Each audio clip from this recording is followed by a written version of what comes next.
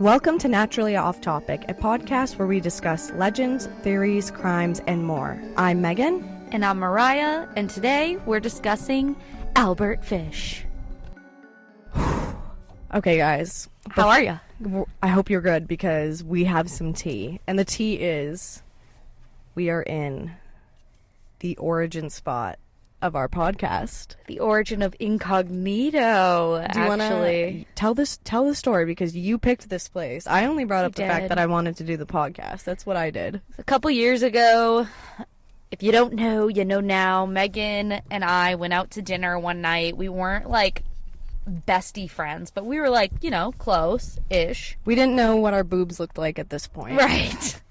And Megan randomly said to this kind of acquaintance at this point, hey, you want to do a podcast? And I was drunk, and I'm like, you know what? Fuck it. So we came out in the parking lot after we had some drinkies and sat until we sobered up and filmed our first episode of this podcast.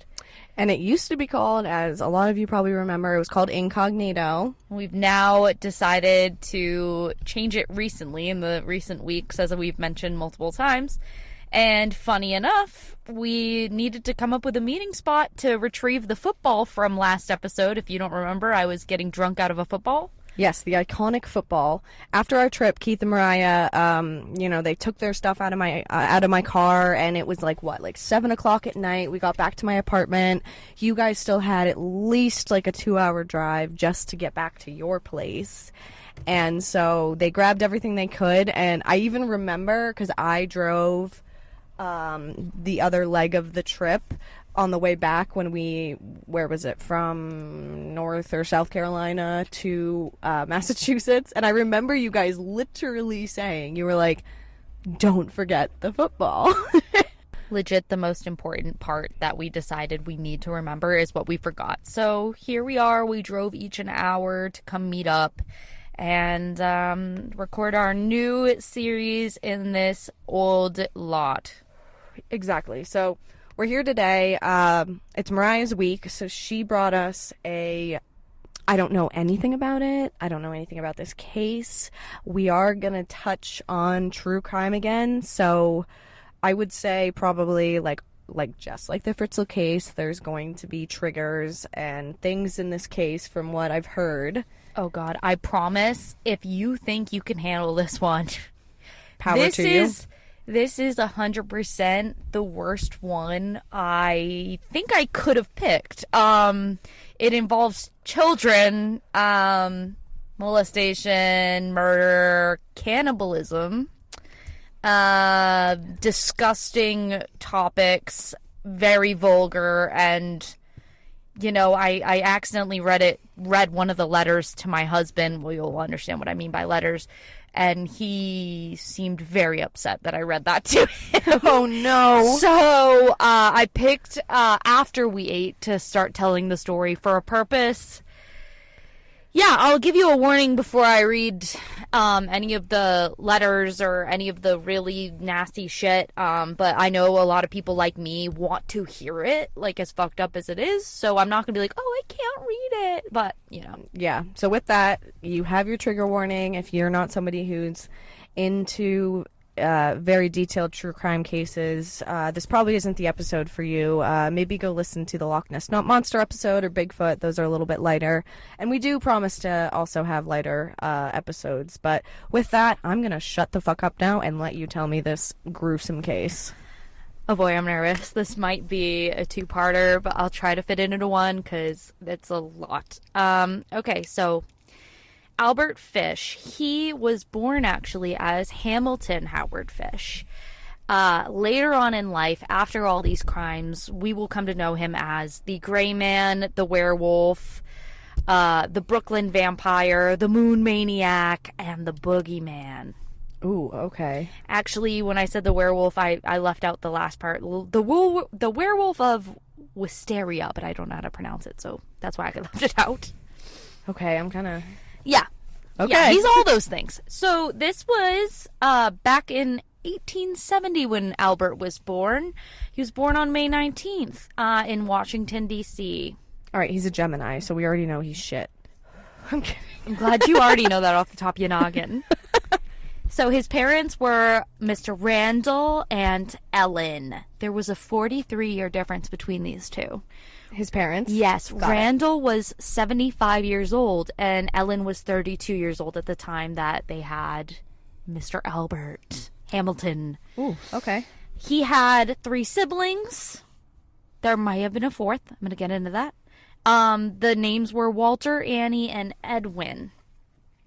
So back in 1875, 5 years after Albert was born, his dad dies of a heart attack.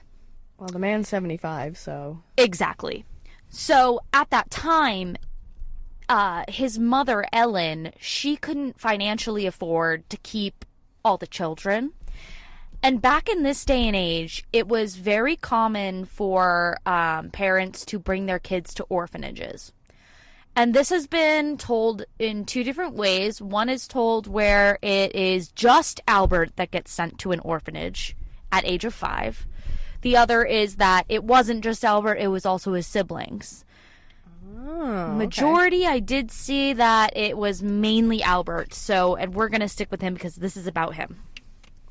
So, he goes to St. John's until the age of 9 in 1879 when his mom gets a government job and was able to look after him. Do you know where this was taking place? What state or country? So he was born in Washington, D.C., so I assume that this is where St. John's is, and I know later on in his life he was on Staten Island, Okay. New York. Got it. Okay. Just wanted to put a geography point to Absolutely, this. yeah, so it's more on the East Coast. Oh, God.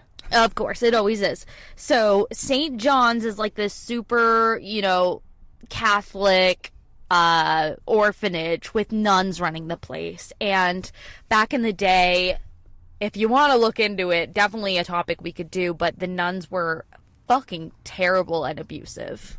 I mean, I believe it. I also went to a Catholic high school and a Catholic middle school growing up, and honestly, obviously when I went, this was in the 2000s, so... A little different. So I believe the last nun that worked at the school that I went to retired in, like, early 2000s, and then I went to high school in, the mid, I think, like, 2016 I graduated, so...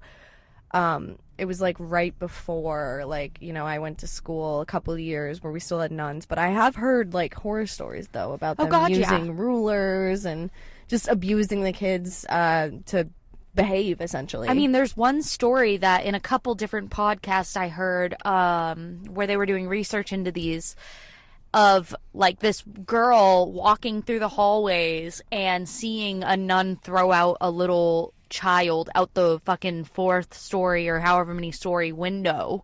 Oh wow, I did not know about. Oh god, yeah. Like, I mean, they are crazy from what I see. Yeah, I assume there's probably a lot of horror stories across the country. And this place was no different. I think I mentioned it before. It was St. John's. He lived there, of course, because it was the orphanage, and it was very abusive. Children there were beaten all the time and they were whipped. One scenario that I heard a lot was that, they would take kids they want to punish. They would strip them naked and beat them in front of the rest of the orphans. And Jeez. It was in this orphanage that Albert said he learned, that he liked pain, and through these beatings and seeing people get beat, he actually was getting aroused. Oh, okay. So, like, it was a turn on. It was a kink. Like, did he enjoy also getting beat? Yes, he did. Very much. Okay, It was, like, sexual. Got it. Okay. He loved it. And this is another thing where it's unclear. As I said before, he went by Hamilton.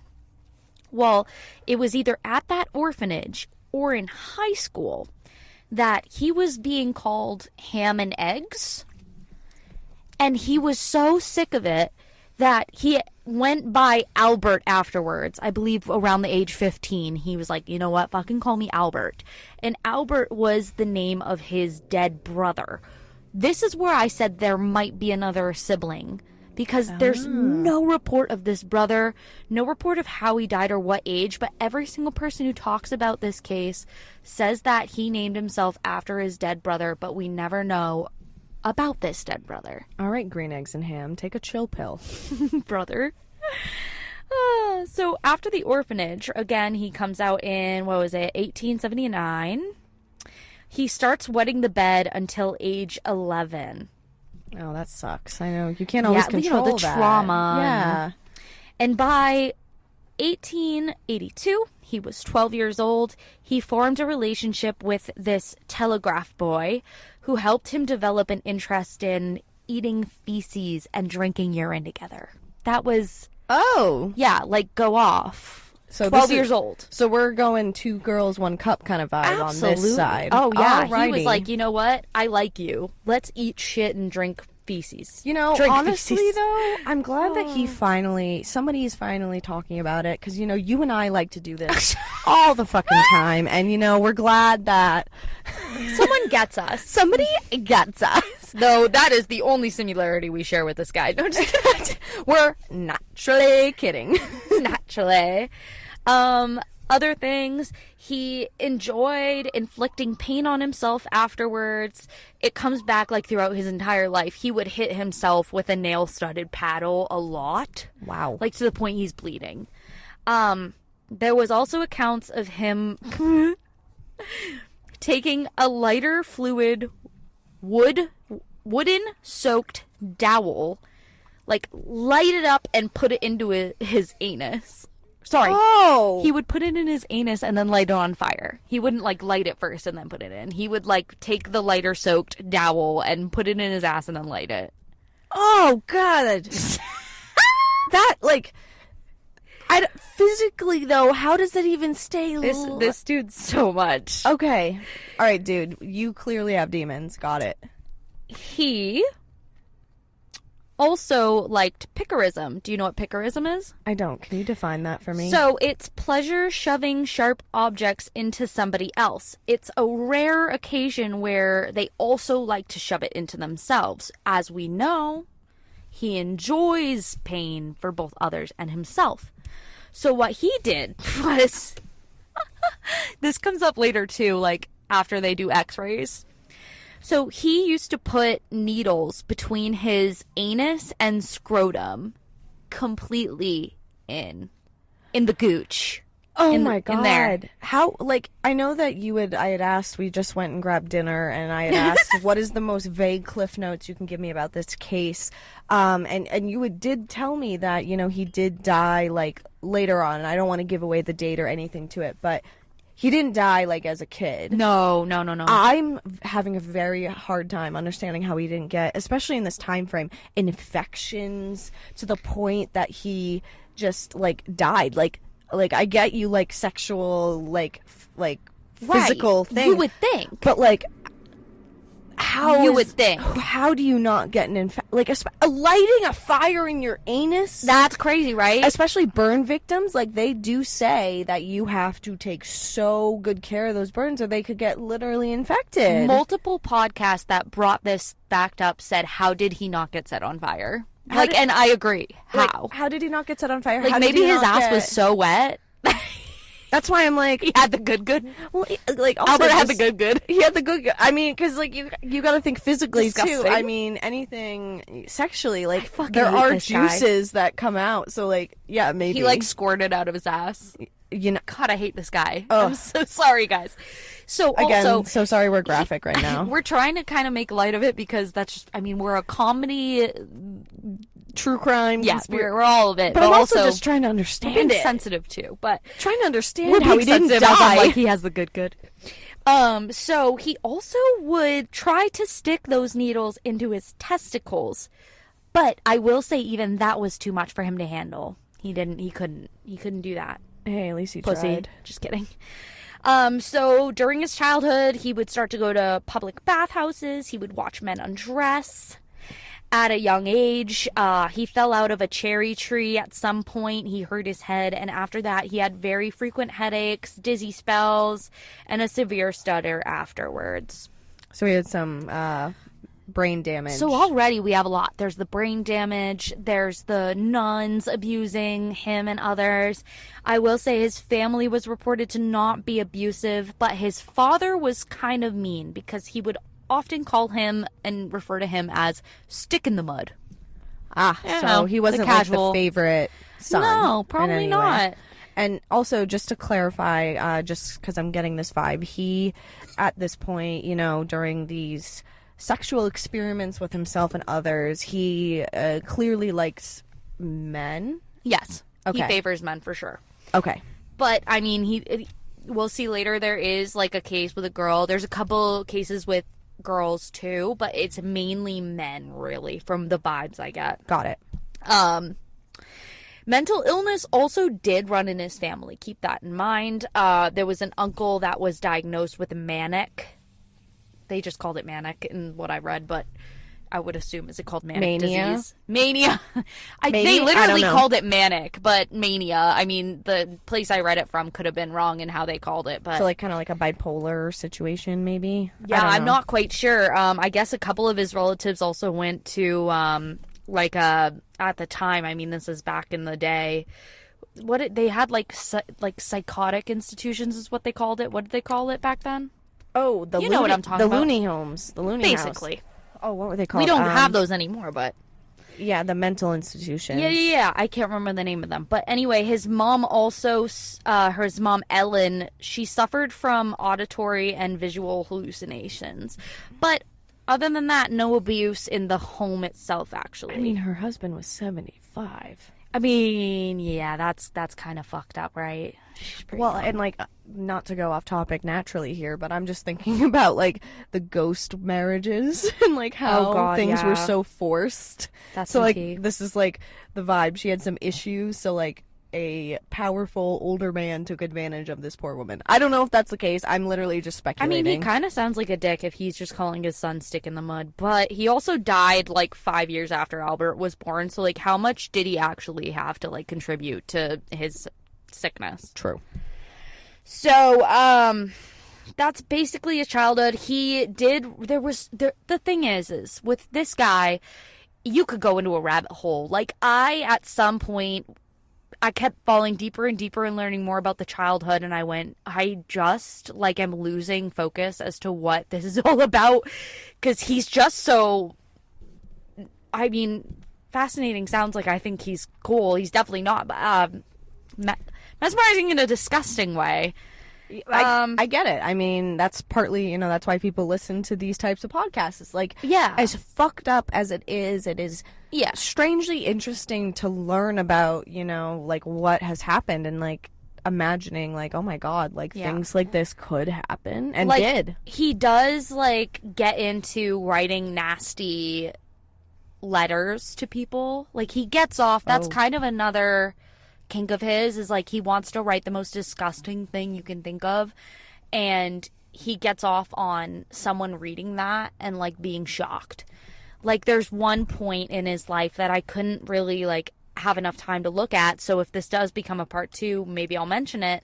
He was staying with this person, and like he started writing her letters, and it was the 3rd letter he sent her where he got really sick and twisted. And she goes, that's it. You fucking get out. You take your kids. This is later on. He does have kids, just so you know. Oh, that's horrible. And you get out. And so what he did was he took a fucking shit in her place and then left. So she'd walk in, see the shit. He was so turned on by people being disgusted by him. Like, he would love podcasts like this. Ooh, okay. So thank God he's dead. Yeah. Because then I would not give him the satisfaction. Oh, okay. So he's got a fucked up childhood. Okay, so let's skip past the childhood here then. What does he do? I'm scared. In 1898, Mother Ellen set him up to marry a 19-year-old. Her name was...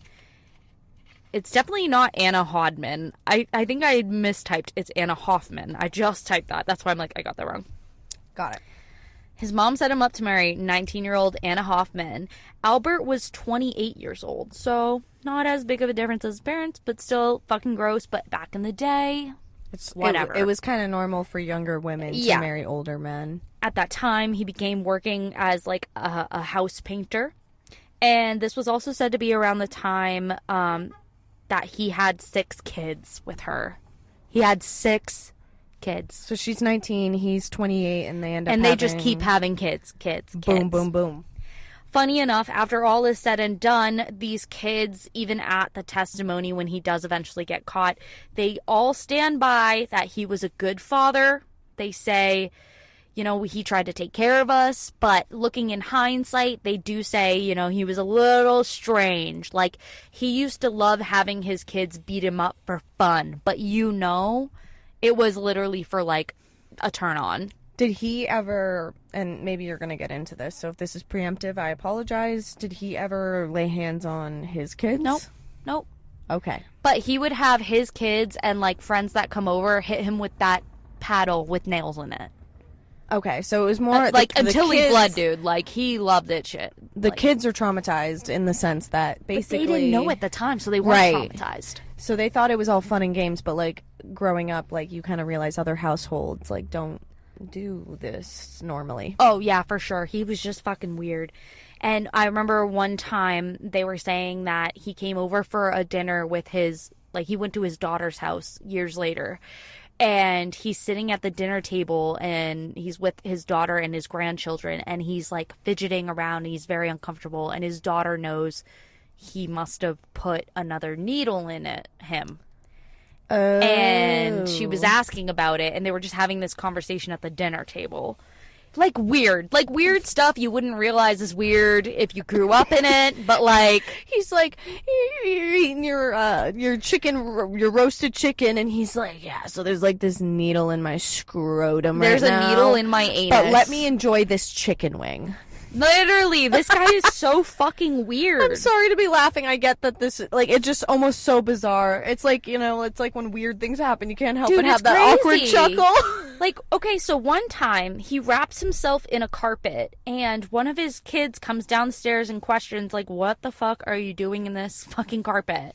And he says John the Apostle told him to do it. It's like a religious person in the Bible, I think.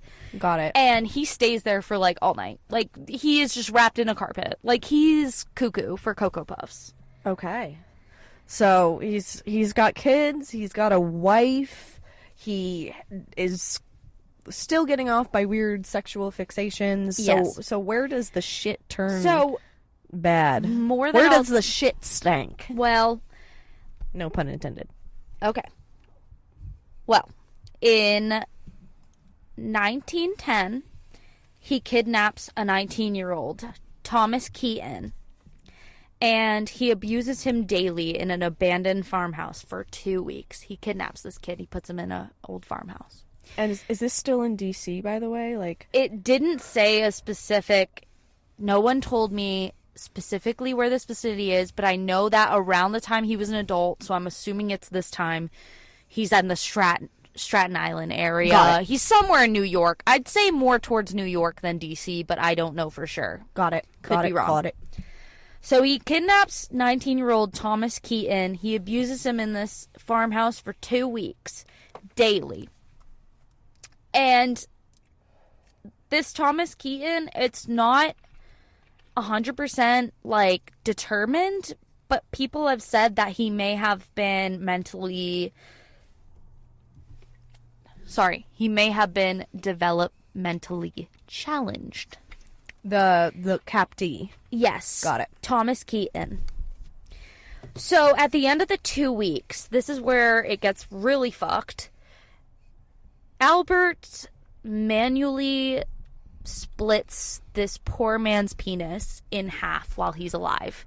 Oh! Like, not in half like you would think, in half like the long way. Oh, like a bad originally, hot dog. every time I was hearing it, I thought it was sideways. No, this is worse. While he was alive, he cut it straight down the length.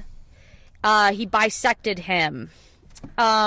Afterwards, he poured the wound with hydrogen peroxide. Ow. He lathered it with Vaseline. And then he wrapped it in a dirty rag. So then he kissed him goodbye on the cheek and left him $10. No one knows what happened to Thomas afterwards. I mean, Don't know if he's alive, don't know if he's dead, don't even know. I would love to look into him more. Did his family wonder where he was? Like, what is the backstory here? I mean, he's obviously he lost his penis in whatever regard. I would have thought he would die of blood loss. That's yeah. So, wow. like, what came of him, right? Like, how come it's not more talked about? No, or maybe maybe he did just die. And I mean, granted, I don't know. Like at the same time, this was what, like early 1900s, 1910. It was 1910. Yep. Like investigations, police work. Like, how in depth could they ever go? Like, Yeah. I always I talk to my boyfriend about this all the time. Like, I get that there's like this weird stat that like 1 in 3 people are a serial killer, that you at least pass like what 10 serial killers or something. But like, could there ever be a serial killer today like there have been in these times? Maybe. I mean, yeah, with technology though, it'd be trippy. It do indeed. So it was like during this whole time, this fucking twat is going out and he is sexually molesting and abusing young children. His target was children of color and mentally handicapped or disabled children, because he felt like nobody would really... It's like the whole prostitution thing. He felt like nobody would care or listen to them. And unfortunately, he was right, because he might have killed many other people than the 3 people that I will be talking about at some point. And we wouldn't know, because the 3 people that are reported and official are, I believe, all white children.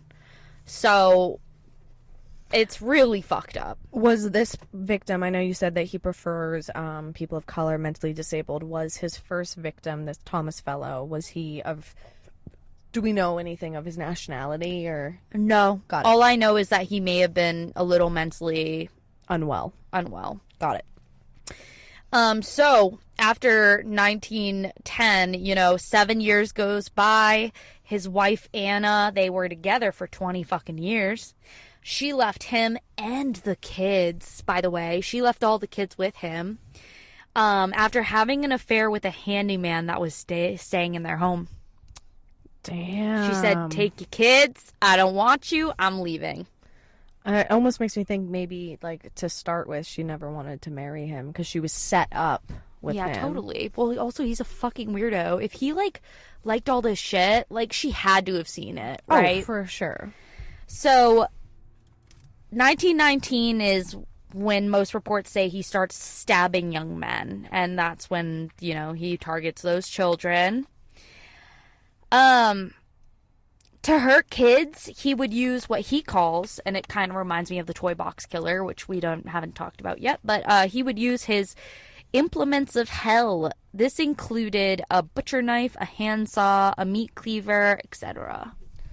Got it. So he, at this point, he was like, he had his one weird experience with that boy that we still don't know whatever happened to him.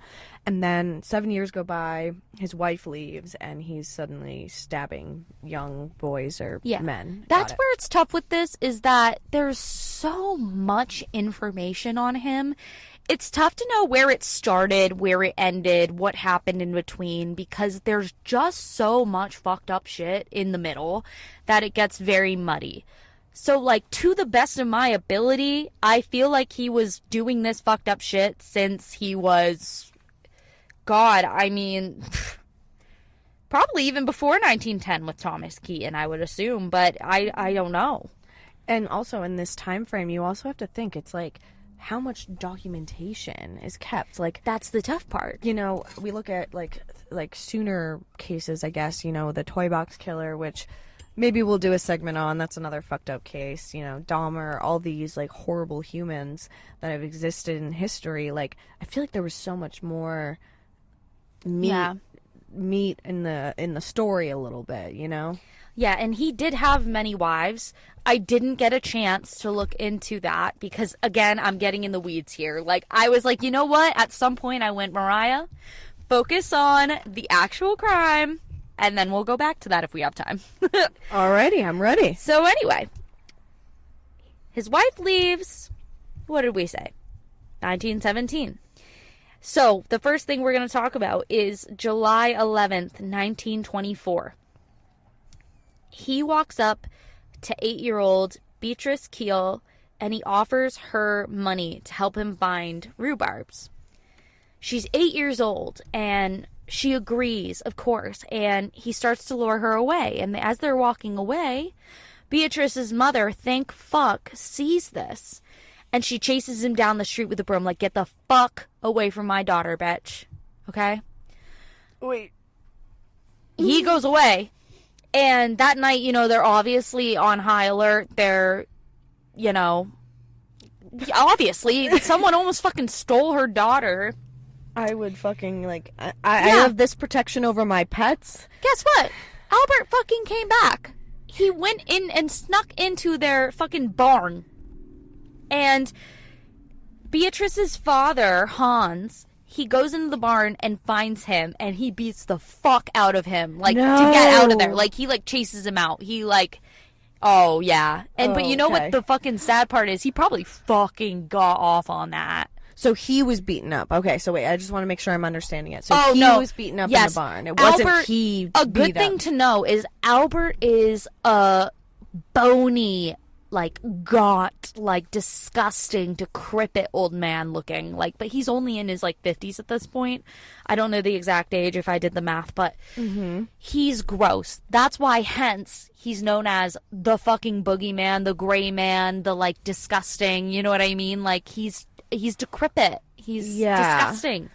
So he's easily, like, beaten down. I'm pretty sure someone said his weight was, like, fucking 112 or something, and I was like, what? I wish I could be that I weight. was gonna say, God like, damn. he, like, we could take him down with a finger, I'm sure. That's why he targeted little boys and kids, of course. Like, how could he take on big kids, right? Unless he was, like, crazy. Big men. Well, and he was crazy. I mean, oh, jeez. So, a couple days later, because remember, that was July 11th, 1924. Yep. So, July 14th, 1924. Francis McDonald, he's 8 years old, another 8-year-old. He's playing outside, and his mother, Anna, she notices this shabby, older, disgusting-looking man walking down the street, and he's acting very odd. He's clenching and unclenching his hands. He's mumbling to himself, and he looks at her. He tips his hat, and he leaves. She thinks, okay, odd, but back in the day, you know, whatever. And people walk, yeah. Even these days, I think, oh, that guy looks weird, but I don't think much of it after a little bit. But what we know is he's probably scouting. Oh, yeah, for sure. Because later that afternoon, Francis and his little brother, Albert, it's another Albert. Oh, boy. Went down the street to play catch with their friends. And during this, they notice an old man. They don't know it to be the same old man, but as I'm telling the story, we know it's the same old man. Oh, Lord. He's motioning for the boys to go over to him, and only Francis went to him. The other boys resumed their game. So when the other boys look back, Francis is gone. With this decrepit old man. Because the last person to see him was the neighbor George Stern at 4:30 p.m., and he said that Francis was walking right in front of this scary man, disappearing into the Charlton Woods, which the Charlton Woods was a place where Francis and other children often played. And so at the time, it was not something he was to think too much into, because these days, obviously, if we know somebody and they go with somebody we don't know, we're on high alert. But back in those days, I guess they really didn't care to, like, they noticed it, but they didn't say anything. And so Francis was never seen again. Alive. Oh. That night, he doesn't come home, and his younger brother, Albert, tells his parents about the gray man. The gray man. That's what he says. The gray man that took Frances away. Their father, Arthur, who happened to be a policeman, he rushes to look through the neighborhood, and when he doesn't see his son, he calls his colleagues at the police station. And then when he was unable to find Frances, the next morning there was a huge search. All sorts of individuals, including Boy Scouts, were involved looking for him. Boy Scouts, dude. I mean, especially considering, like, he's a cop, so, like, of course everyone's gonna rally. Everyone's friends, neighbors, Boy Scouts. Boy Scouts. Why Boy Scouts? They're so young. Why not the Girl Scouts? Girl. I'm not stumbling on that. It was Henry Lazarno, Thomas Passon, and Henry Wood of the Boy Scouts that found him. Oh no, those poor little kids. It was in Charlton Woods, the same one that the neighbor saw them go into. Okay. Henry W., so Henry Wood, he actually fell, like he tripped over Frances's body that was covered by branches and leaves. Frances's clothes were below his waist. They were shredded. 8-year-old Frances had been strangled severely with his suspenders around his neck, so tightly it embedded in his skin. Oof. So he definitely killed this guy. Oh, Or God. this kid, sorry. Absolutely. When news broke out, there were many police assigned to guard the Charlton Woods to keep away the people who would go to the scene out of curiosity. Good thing they did, because there were hordes of fucking disgusting people that came to view the fucking crime scene. I feel like that's a thing, though. Like, even today, It's like, so gross. people will be like, It's oh an my 8-year-old God. child. Why would you go to the fucking crime scene? You're fucking sick. I can barely. I just I would recently, not want to see that. That's so sick. I recently watched the new Deadpool movie with Scotty, and I have to, like, turn my eyes away from, like, actual CGI blood, like, let alone, like, Right? real Why would you want to go crime. to the scene of a crime where a little fucking boy died? Well, the autopsy came back, and it showed that Frances had undigested raisins in his system. Raisin, like Raisins. okay, like I Yes, almost raisins. Okay, make sure you didn't say theory- razors. No, I know. The theory is that Albert used this to lure him into the woods because his mother didn't give it to him. His brother or the kids did not. It's been said there was no way. So after this, because everybody's saying, oh, it's that old man. right. The people working on the case said there's no way an old man would have been incapable to do this because of the severity. And they said it has to be somebody younger than the boy's mom claimed. Because the boy's mom... right, but nobody knows that this fucking psycho likes this Exactly, shit. because Anna, the boy's mom, she was like, I fucking saw an old fucking man that looked like weird. Like, it had to have been him, especially when her son said the gray man did it. And they, like, just totally did not believe that. They said it has to be somebody in their prime. Wow. Okay, so this throws them probably so, like, off their case. Absolutely. Oh boy. And how many people did he kill by this point? We don't know. Or even molested, or it's disgusting. Ugh. Somebody says later on during the case that, or the trial, that they easily think that he molested over 100 kids. Like, I mean, sicko. probably. So it looks like we can actually get into the next one, and I was a little nervous about getting into this one, especially because I have to pee. I might piss myself. Oh lord. Okay. Oh, this one's really tough, Megan. This one's tough, you guys. All right, trigger warning. If you've survived this far, great, but You're going to be very upset. All right. Okay. I'm nervous because I'm always nervous. So, February 11th, 1927. This is about 4-year-old Billy Gaffney. He was born on Christmas Day, and this February day, he was playing with his 3-year-old friend, another Billy Beaton, in the hallways of his apartment building. It was like a poor apartment complex. Not that it matters, it'll matter later, but he's riding his bicycle that he got for Christmas that year. And there's another kid that's a resident in the apartment building. His name is Johnny. He's 12 years old. He was watching the 2-year-old Billies that were playing while he was babysitting his infant sister. And he was just out in the hallways and he was listening for if she were to wake up crying to take care of her. Well, at one point she does. She wakes up from her sleep and Johnny goes to check on her. When he comes back into the hallway, both the Billies are gone.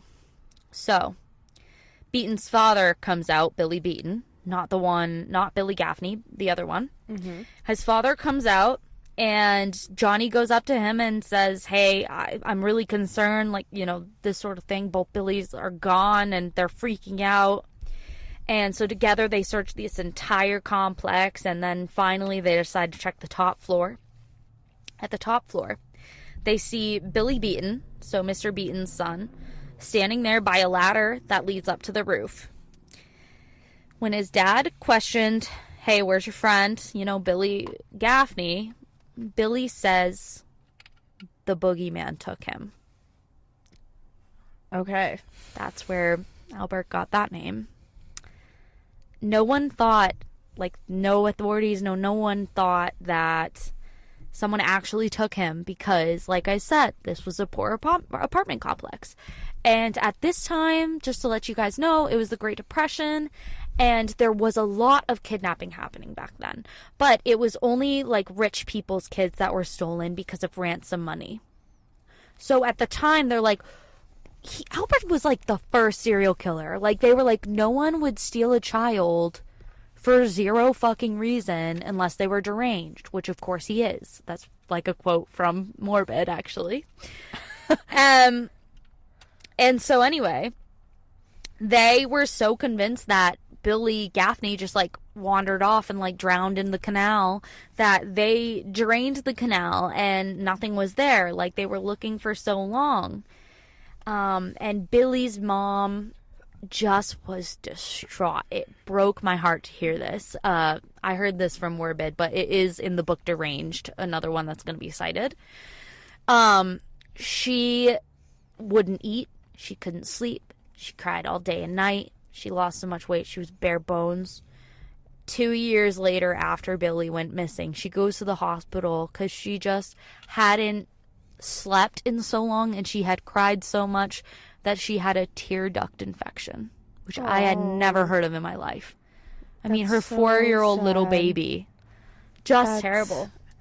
I mean, yeah, grief is such a... Grief can be a killer. Mm-hmm. And disgustingly enough, many sick people would send letters to these poor parents claiming, like, terrible things that could have happened.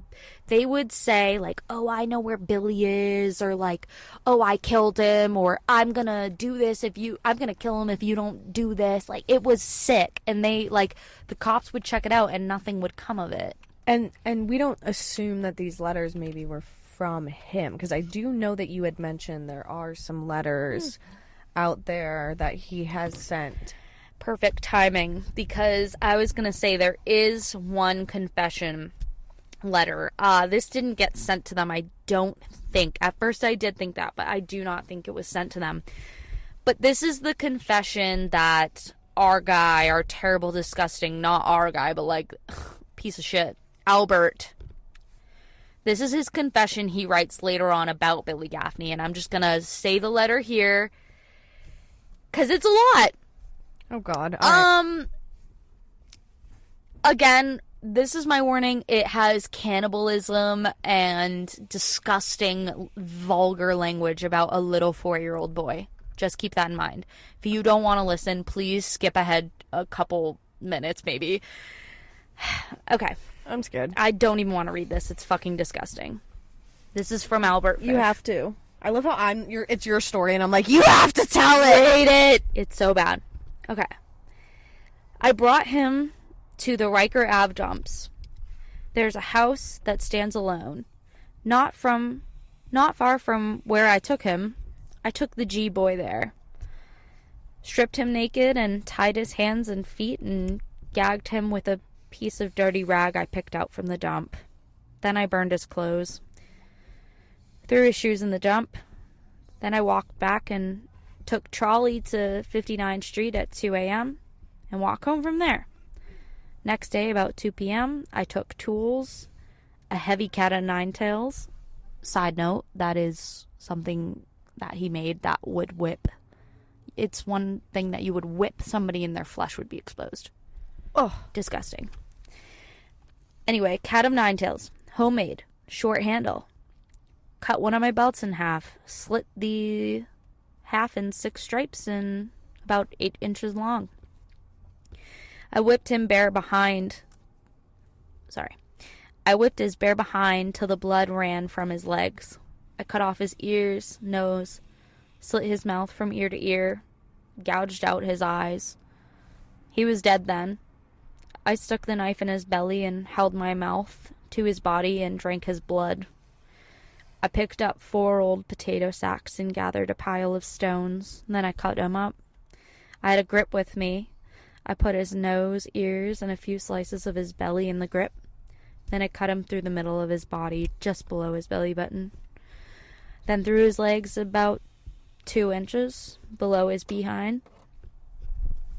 I put this in my grip with a lot of paper. I cut off his head, feet, arms, hands, and the legs below the knee. Then I put sacks weighted with stones, tied the ends, and threw them in the pools of the slimy water you will see along the road going to North Beach. Water's 3 to 4 deep. They sank at once. Came home with my meat. I had the front of his body I liked the best. His monkey and peewees. A.K.A. monkey meaning penis and peewees. Balls. Ugh. Disgusting. Okay. And a nice little fat behind to roast in the oven and eat. I made a stew out of his ears, nose, pieces of his face and belly. I put onions, carrots, turnips, celery, salt, and pepper. It was good. This person's so fucking... Then I split the cheeks of his behind open, cut his monkey in peewees, and watched them first. I put strips of bacon on each cheek of his behind and put it in the oven. Fucking... Dude, I'm literally getting nauseous. I'm trying so hard not to, like... I'm getting, like, literally nauseous. I'm trying hard to keep my cool here. Then I picked 4 onions, and when meat had roasted about 1/4 an hour, I poured about a pint of water over it for gravy and put in the ovens. At frequent intervals, I basted his behind with a wooden spoon so the meat would be nice and juicy. In about 2 hours, it was nice and brown, cooked through. I never ate any roasted turkey that tasted half as good as his... Oh, God. That tasted half as good as his sweet, fat little behind did. I ate every bit of meat in about 4 days. His little monkey was sweet as a nut. Oh, fucking... But his peewees I could not chew. Threw them in the toilet. And that's the end of that letter. Okay, before we do anything else, take a swig. Yeah, I'm just gonna take a big giant swig of this just fucking... a little quick tea break here. We need to have a... That's why I need a drink before this fucking episode. That was just a lot. And you said eating before was good? All that food's about to come back out. I know. I might piss myself.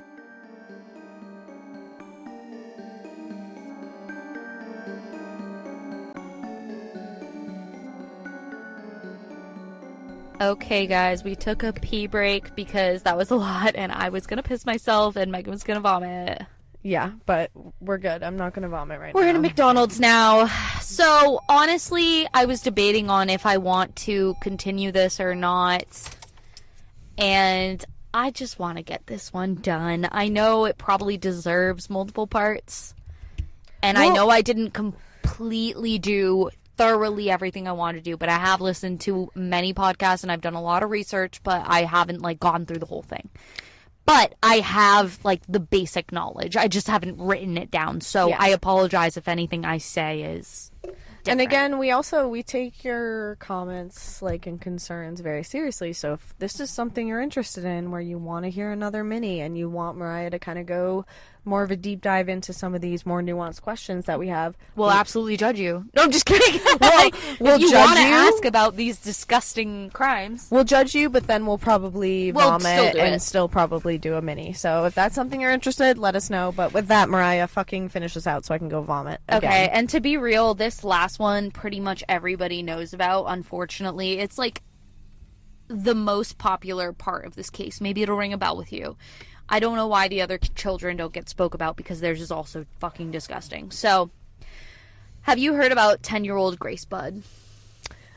Again, the true crime universe, I live under a fucking rock, so probably not. So, Until you tell the story, and maybe, sure, we'll see. So in 1928, Grace Budd has a brother that puts out, she's 10 years old.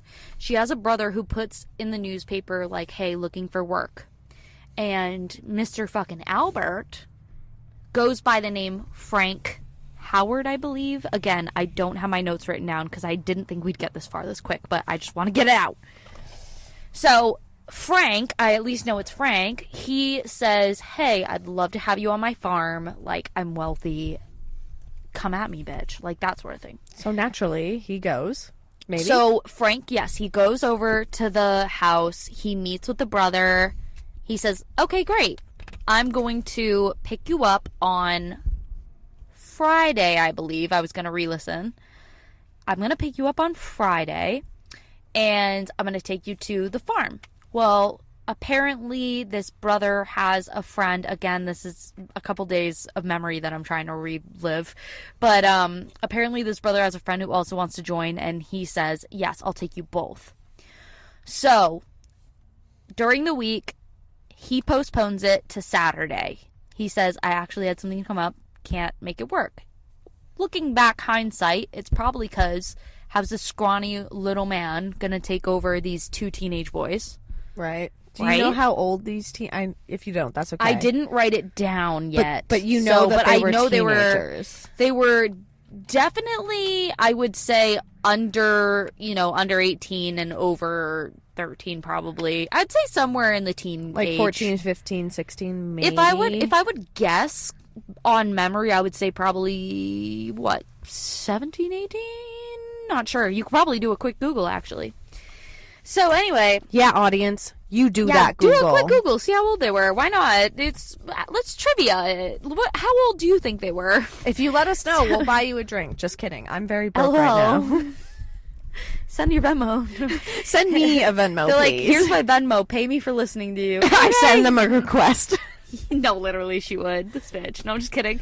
You're not wrong. So, anyway, he postpones it for whatever reason, and that Saturday, he comes over to the family with strawberries and cheese. Okay, that's like the romance language. He comes across as like, oh, I'm this rich guy, and I'm helping you guys out, and you're gonna work for me now, and I'm gonna treat you well. But the real intention was he was gonna murder these two boys. And I'm almost curious at this point. So this man has to be this Albert, like the sketch Albert fucker that we hate. He's got to be at least like what, like 60s, 70s at this point? It was 1928, and he was born in 1880. 80, 90. Wait, no, 1870. I'm sorry. He was born 1870. 70, 80, 90. So yeah, so he's in the 60s, 70s He's old at this point. Well, I wouldn't say 70s because I think 60s, he was, maybe. I was going to say, I think he died when he was in his 60s, right? I'm asking you like you would know. Yeah, well, regardless. So he's older, but my point being is I'm almost curious what he has done for work at this point. Like, I know he was the house painter. I know you said he was a house, so he just continued to work as like a house painter throughout this I heard at one point that it was talked about that in his 20s he might have been male prostitute. Okay. But I don't know. This guy he's a mystery. And I don't care enough about him to... I always wonder, though, I know, and again, this is like the gross curiosity that we all have that, leads us to even, listen to true crime to begin with, but I always wonder how people with these serial killer aspects or like who like kill people, that we talk about on this podcast, how do they keep up with work and like other lives? Dude, like right? I get like they're not normal, but like it's clear they have to be normal enough to get away with all this shit for so long. And it's like, I go to bed at fucking 2 a.m. I ain't getting up at like 6 a.m. to go to work. To be fair, I do. They didn't have all the technology back then. Yeah, good so point. Like, they don't have to... but even like Dahmer. What else do you do? You're bored. You can't watch TikTok. But I even think about like sooner serial killers, Dahmer, the 80s, 90s. Dahmer didn't have internet, did he? No, but they have TVs and stuff by then, I guess. Did he? Get it? We will be doing a case on that very that's soon. a lot. But that will be a lot. So anyway, sorry. That was just a little off topic there. I just curious. So he comes over that Saturday. He's all dressed up. He brings over this stuff. His family says, or not his family. Grace Budd and her brother's family says, the Budd family says, hey, like, why don't you stay for lunch? So he sits down. He's chatting with all them. And Grace comes in wearing her, because it's a Sunday, wearing her Sunday best dress. Like, she looks so cute. And it's like this little white dress. And she goes and she sits on his lap, I guess. No. Like, things were going fine. And, like, they didn't think it was weird because they're just like, she's a little girl. Like, no one would think it's weird. They're just, oh, yeah. And at the time, my misukasa, yusukasa. And so, he kisses her on the cheek and he gives her and her sister, like, a quarter to, like, go, or whatever amount of money. Hey, go take this and go to the candy store. And it's at this moment he thinks, I'm not taking the brother anymore. I'm taking her. He switches it up last minute. His plans change completely. Wow, okay. He thinks quick on his feet, and he's like, how do I get this girl? So he says to the family, hey, I actually totally forgot. I have obligations to go to my sister's daughter's birthday party, my niece's birthday party. They're all around Grace's age. Why doesn't she come with me? She would love it. And, they're a little apprehensive because they don't know him that well, but they don't want to, this is the Great Depression, they don't want to ruin a job opportunity. And he seems normal to them. Right. And the son at this point and his friend, of they course, still want a job at this quote-unquote farm. So, yeah. So the parents say, okay, well, if that's the case, what's the address? And he gives them, you could look it up, but again, I was not prepared. You could look it up, and he gave an address of an actual street name, but the number he gave, which they wouldn't have known, was a number higher than that street went. It was a fake address. And if they had known, they obviously would have said, fuck you. And obviously this isn't like in the 21st you century where you can go on, fucking Google Maps. Yeah, they go, is this it? Like, in case I need to pick her up later? Right, exactly. Or, even like now, like, kids have phones younger and younger. Totally. And like, I get that it's this whole technology advancement. Keep her location on, But like, location, like, you and I have each other's locations. Like, no, exactly. Like, it's just, so. If you're not where you live, I'm like, where the fuck is this bitch? Yeah, and it's so sad. So she comes back, she's so excited. He takes her and they go off and they go take, I think, a trolley. And I heard, again, I'm squinting my eyes, Megan can see because I'm trying to remember. I'm like, I'm dead. This was a couple days ago. So they take a trolley, and I guess it was said at one point that, like, they get off, and Grace runs back on the trolley because he forgot something. She goes, you forgot something. She comes back holding his implements of hell. So she came back. He totally forgot it on the train, and she was being so sweet and grabbed it for him, not even knowing that this is what he would use to kill her. I honestly was hoping you were going to be like, she ran onto the trolley and because of got the away. timing got away and she found her way back home. Poor fucking girl, I'm so heartbroken. All right, give it to me and then I'm going to go vomit. Okay, let me tell you. So 1928 is when she goes away. Oh, by the way, when Albert, aka Frank, I think he went by, said, hey, I'm postponing picking you guys up on Friday to Saturday, he wrote the Budds a letter. And so anyway, the day that he came to pick up Grace, he said to them, hey, do you have that letter that I gave you? And then they said, oh yeah, it's right on the mantle, not thinking. And he took the letter because obviously police could track it and know it was him. So this and they should have. Yeah, he was smart. That's where some people think, was he actually insane? If he was smart enough to think of that. So anyway, she goes missing 1928. Obviously, everybody knows, they try to find him. They go on this goose hunt. There's this major detective that is so obsessed with this case, and he is very good at trying to find this guy.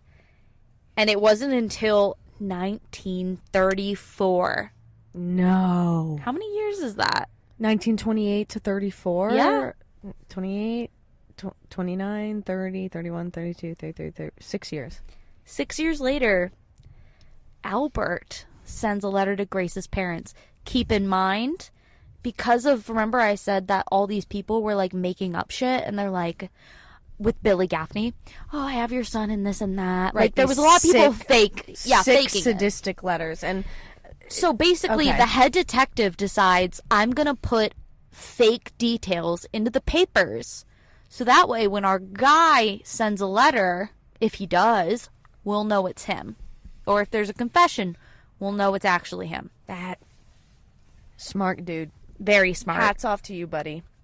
This is when they get a letter from the fucking ham and eggs. The fucking piece of fucking dog shit. The gray man, the boogeyman, the boogeyman, green eggs the gray and man, ham, fucker. the fucking werewolf. By the way, side fact, I didn't get to it, but they call him the werewolf because he would eat raw meat on full moons. Right, I know you had mentioned that he obviously in the his letter. His kid said that. His kid said he would offer them to eat raw meat. Anyway, disgusting. Ugh.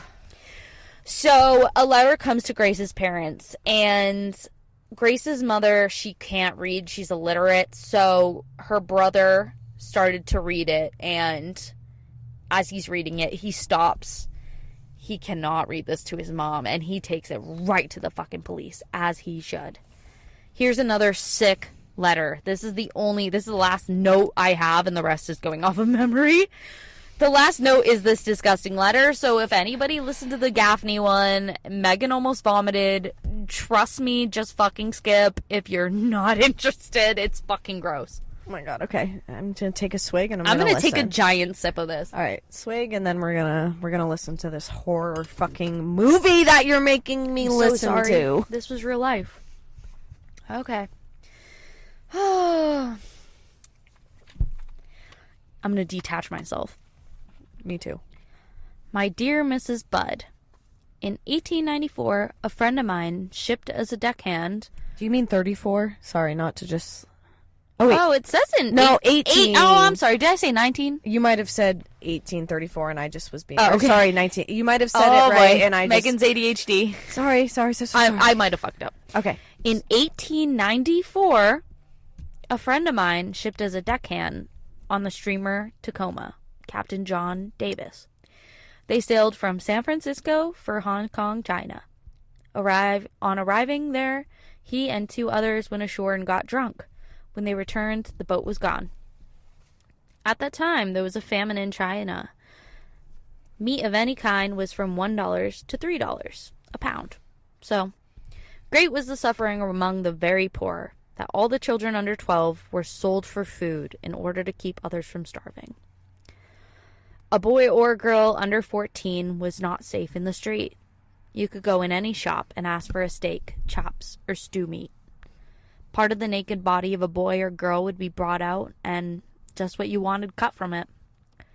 A boy or girl's behind, which was the sweetest part of the body and sold as veal cutlet, bought the highest price. What is his obsession with booty? I don't know. It's terrible. Disgusting. It's obvious, like, his... Like, he one loves... of his He's kink, like, oh, so sweet. Like, fucking get off your high horse, I get weirdo. there's, like, I doubt it. I could get there, like, you're either an ass man or a tit man, but, like disgusting. It's a whole new level. Sorry for the... Like, I'm trying to, like, detach myself and just read it, but it's like, sorry, but, like, why do you keep talking about that? Fucking gross. Anyway. Okay, back to it. John's sick. John's sick there so long... Okay, I'm sorry. Let me restart that. John was there so long, he acquired a taste for human flesh. On his return to New York, he stole 2 boys, one 7, one 11. He took them to his home, stripped them naked, tied them in a closet, then burned everything they had on. Several times, each day, each night, he spanked them, tortured them, to make their meat good and tender. First, he killed the 11-year-old boy because he had the fattest ass. And, of course, the most meat on it. Sorry. Okay. Every time I say fattest ass, I have to say it like that. I'm sorry. That's fattest ass. This is what he wrote, and it's kind of like 21st century, 20th century. Okay, sorry, we're good. We're good. This is actually very. We laugh to get rid of the pain. I was gonna say, like, this is like nervous laughter. To be clear, like this isn't like we think this is. Yeah, no. I kind of think he's low key kidding about this random pirate. Like, not kidding, but I think he's just trying to get aroused. Like, yeah, okay, like sure. You're starting and you're reading it, and you're just like, okay. I think like, he's lying. lying. Like, it's comedy. I but think this party's also it's lying. not. Okay. Like, I think because like, did this actually happen? We'll have to look into it anyway. Mini episode, peeps. If you want it, we're gonna post a story, and we're gonna ask for a vote. Oh God. Every part of his body was cooked and eaten, except the head, bones, and guts. He's roasted in the oven. In parentheses, it says, I'm sorry to laugh. In parentheses, it says, all of his ass. Oh, boy. That's why I'm like, he's such a liar. What the fuck? Okay. Boiled, broiled, fried, and stewed. Can you do all that at the same time? Anyway, sorry. The little boy was next. Fucking gross. Went the same way. At that time, I was living at 409 East 100th Street near Right Side. He told me so often how good human flesh was. I made up my mind I wanted to taste it. On Sunday, June the 3rd, 1928, I called on you at 406 West 15th Street. Bought you pot cheese and strawberries. We had lunch. Grace sat in my lap and kissed me. I made up my mind to eat her. Okay. On the pretense of taking her to a party, you said yes, she could go.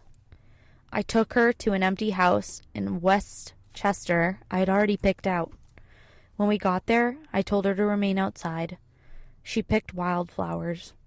I went upstairs and stripped off all my clothes. I knew if I did not, I would get blood on them. When all was ready, I went up to the window and I called her. Then I hid in a closet until she was in the room.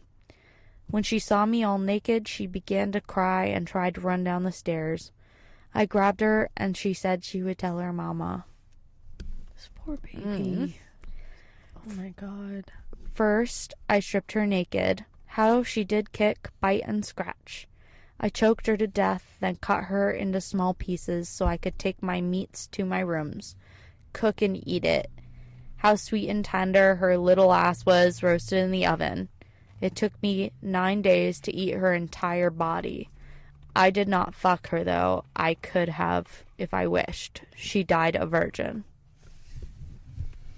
And that is the last sick and fucking disgusting letter I'll ever read or tell you guys. I hope this man is in hell. He's obviously in hell. Burning next to Hitler and all of these other disgusting... It's just fucking gross. Like, Yeah, and it's sad that, you know, it's always like that idea of nature versus nurture. A lot of these serial killers, they either were born and they had sick experiences, and it was described really well in another podcast Mariah and I listened to called Rotten Mango. Is you have... We love her. We love you, girly. You have the teddy bears and the loaded gun, and then Keith, your husband, who is a frequent host on this podcast with us, says there's even a grenade. Is like people deal with trauma in such different ways that there are people like you and I, for example, we have trauma in our life, and it doesn't matter if it's down to like a split toenail to like death of somebody or like addiction in the family. It doesn't matter. It's just you have trauma, but we're teddy bears. We absorb it, and we're still willing to use the trauma we had for good.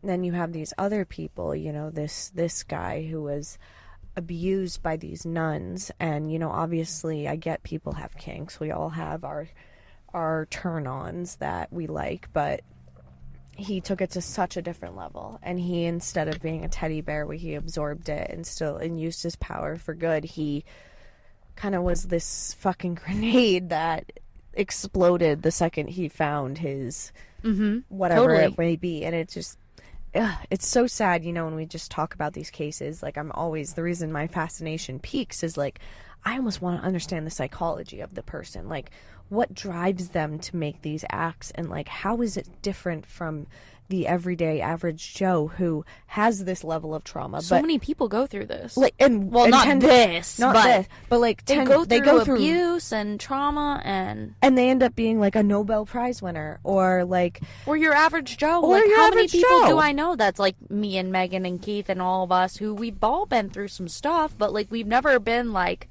I'm not like, hey, I'm gonna slit your fucking clit open and fucking murder you. I mean, jeez, I know more people who are fucked up than not. Like, childhood, you know what I mean? No, literally. Ugh. It's just so weird. I mean, I'll leave you. I was gonna say, finish us strong, girl, because I need something. So I feel like I need to give you like good news. So I need something. Leave me I something don't have, flowery. Well, I don't have my notes now, but I can go off of memory, which is never a good idea. But I really genuinely didn't think It's I'd get this okay. far. You were really smart. You got this. Thank you. So anyway, eventually, you know, they locate this motherfucker. They realize he's not Frank, he's Albert, and they bring him in. December 13th, 1934. He's arrested for the murder of Grace Budd. So he is actually caught. So it's not like goes. Oh, that's what it was. He wrote the letter. And on that letter, there was like a scribbled out logo for like this, I think it was limousine company. Again, would have been prepared, sorry. So anyway, whatever company it was, they go to this company, and they, as in the police are asking around, and they say, do you know a Frank Howard? I think it was Frank Howard. And they're all going, no, don't know him. And somebody who works there speaks up, and he just says, hey, like, I don't know why I feel the need to tell you this, like, but just in case, if it's any help, I used to live in this place, and I had these extra notepads, and I left it there when I moved. And he gave them the address. So they go to this address, and they ask the lady, do you have this person who lives here, Frank? She says, no. What does he look like? So they describe what Albert looks like. Bony, disgusting. And she goes, you know what? I actually do have somebody that looks like this. He's actually expecting a check from his son. He moved out, but he's expecting a check from his son. So if you guys want to, like, stake it out, like, you can, you know, catch him when he gets the check. Right, exactly. So a long time goes by and nothing happens, and so they're all thinking, okay, maybe he saw us, maybe he's on to us, that we know he's there. So the woman says, well, don't worry, I'll let you know if I ever see him. And then sure as shit, he comes in, and she goes in the back room, and she calls the agent and says, hey, he's here. He's waiting for his check. And the agent goes, oh my God, I wish I remembered his name. I wish I could, because, like, credit to him. But I'm sure it's an easy Google. Easy Google. So he goes, oh my God, on our way, keep him busy. So they rush over, the police rushes over, and this man, the detective, goes into the room that the woman says, oh, he's in there, I just made him a cup of tea. So he goes in, and he says, Albert, because they figured out it wasn't Frank because of the woman. And he nods his head, he gets up, he pulls out a pocket knife, and the detective goes up to him, grabs his bony little wrist, twists it, and the knife falls down, and he's arrested. Like, it was so like, so pathetic. So pathetic. Like, fuck this man. Honestly, I hope that detective broke his wrist. Absolutely. In that effort to remove the knife. That seemed very easy. He goes to jail. He's writing weird-ass letter to his stepkids. He used to play this thing called, to his stepkids and, like, other kids, Buck, how many hands up, where he would change into little brown shorts, tight brown shorts, and he would have his, like, kids sit on his back, and, like, he would guess how many hands up, and he would guess, like, over the amount they had, and then if they were ever wrong, he would say, okay, hit me however many times that is. Oh, right, you said the He's fucked up weird. games. Yeah. Yeah, and he would have them, like, fall down his back and, like, scratch him down his back. It was weird. He's weird. Phew. I'm sorry, that was such a bad time to sneeze. He's fucking weird. No, yeah, literally. Literally, So, his weirdness is tickling my nose hairs to the point that I needed to sneeze. So, obviously, the cops have everybody, like, come in and, well, not everybody, because Grace Bud's mom had actually misidentified multiple witnesses before, because, like, every time she saw someone that looks similar to him, she's like, that's him.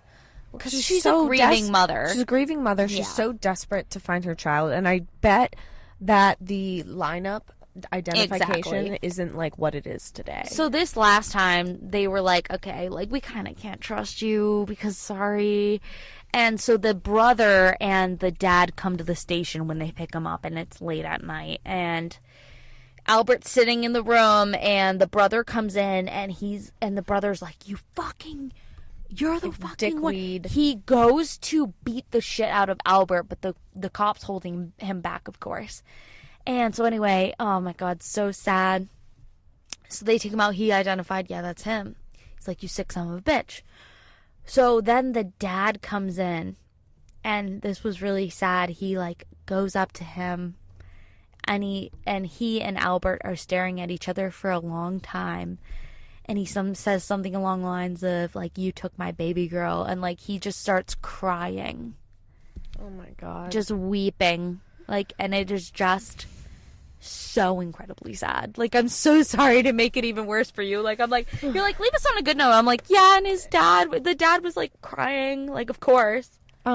This just reminds me of, and again, I know this is, like, we're getting a little off topic, and that's why this podcast is what it is. It reminds me of, I had to watch this movie as part of my confirmation when I, swore into being, like, a Catholic at the Catholic Church. We had to watch this documentary about a nun who helped a rapist killer, get through the fact that, like, almost, like, heal from his trauma. Like, and I say that, like, very wrongly.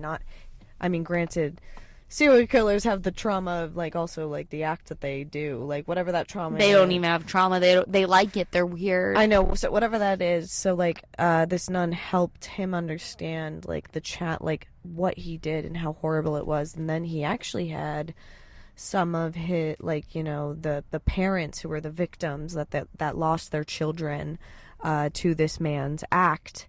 The killer was supposed to be on the death penalty. And some of the parents actually, like, ended up, like, forgiving this man for what he did to their children through this nun.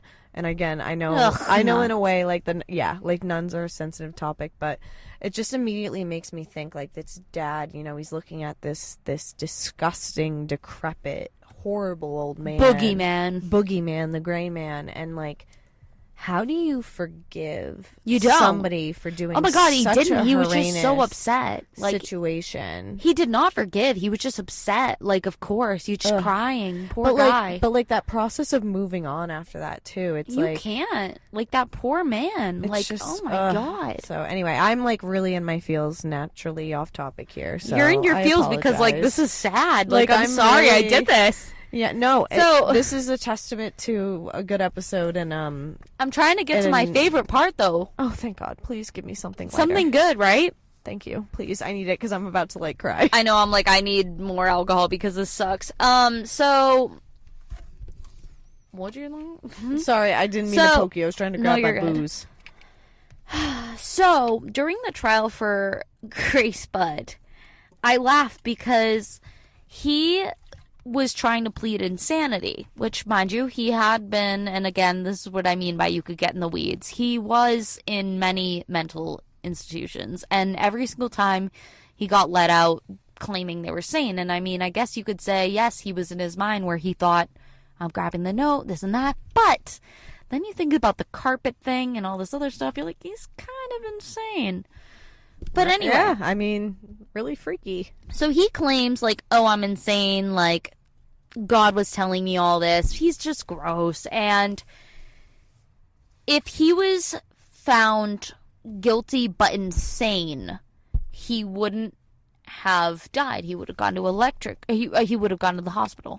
But if he was found guilty not insane, he would go to the electric chair. So thank fucking God, he pleads insanity, claims he hears voices. Oh, God told me to do this. Well, his mother claimed to have had hallucinations. There's that history of mental illness. But I'm not giving this motherfucker a pass. Did his mother fucking kill little boys and girls? You're right. Piece of shit. So, March 11th, 1935, he is found sane and guilty. And this piece of shit finally fucking is put to death in the electric chair January 16th, 1936. He was the oldest inmate to be electrocuted, and it was at age 65. Wow. He shouldn't have lived that long, in my opinion. But also, the other thing that I have to say is, I was told on either an article or a podcast, I wish I could remember, maybe a book, I think it was podcast, actually. So, one of the jurors later on was asked about this trial, and they go, oh no, he was definitely, like, insane, but we just said he was sane so he would die. I mean... And that made me so happy. I was like, that would be me. I'd be like, oh, he's definitely insane, but, like, kill him. Like, kill him. And, like, I feel like that is, like, the challenge of the insanity and, like, making that call because, like... I know there's so much, like, what do you call it? Like, back and forth on death. Just the sentence. Death penalty in general, absolutely. And I know there's a lot of states that are against it and that are still doing it, but... Like, it's hard, though, like, you know, because a lot of inmates will plead insanity to get out of And it's bullshit. It is bullshit. But also, even, like, a person who actually genuinely is insane and does horrible things like murder people, even putting them in this insane asylum for the rest of their life, like, what type of life are they meant to have? Like, what is the intent? And again, I'm not, like, trying to be, like, facetious or, like, say anything, like, naive. I'm, like, asking the question, like, what type of life are they gonna have? Because, like, if they were let out and they're insane, they're gonna murder again. Right? You know? So, who's benefiting? We're all dying. Like, what? I guess it's just more, like, prison versus like the insane asylum. That's the word we've been looking for this entire time. And insane asylum is what they were called, like the slang name, I guess. Like, I would be very curious to know what the differences are and like. You know? I'm just over here. I'd rather talk about my mom's Fitspresso pills. Anyway, we're gonna end there because like this was deep, and clearly Megan has a lot of interest in shit like this, so I should probably go get checked out. I'm triggered.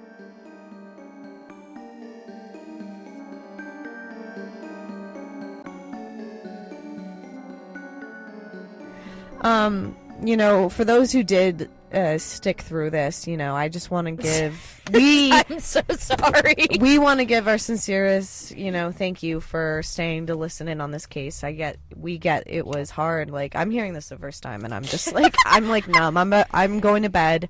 Also, just know, I have to give you guys all the shit that's in my head that keeps popping up. Oh, Jesus. But also just know that at one point, Albert told one of his, like, girls that he wanted her to shit in his mouth. Like, directly poop into his mouth. Like, he was a sick bastard. If I have to have the mental image, you do too. Thank you for leaving. Oh, because fuck, Please, you did mention that. You mentioned that there were it's so sick. It's so sick. It's like Human Centipede, but like, ew. So we really hope that you vote no on that part 2, Minnie. I don't even know what I could add to this conversation besides clarifying facts that I may have gotten wrong. Like, literally, there is no point. That's all we have. This is it. It's like an hour and a half, you guys. Like, close enough. Like, if you are not sure about what I have said, please go to Morbid, go to Necronomipod, go to any of the links that I have in the below, and be wary because some facts are different than others. Yeah, and as always, guys, remember to follow us on Instagram, TikTok, and Mariah just found out tonight that we have a website. We've never said it. Megan's never told me. So it was through our RS feed platform in which we host this podcast, and it came with a website. So it's naturally off topic at podbean.com. If you can't find the link there, please go over to our Instagram to find our link tree that has everything. With that, well, Wait, I don't know what our intro is. wait, we host a podcast? like the hosting platform. Wait, So I thought we were just talking. RSS feed. Wait, people like listen to this? You're being. You being a dick. As always, we'll Keep it fresh. keep it naturally off topic, baby.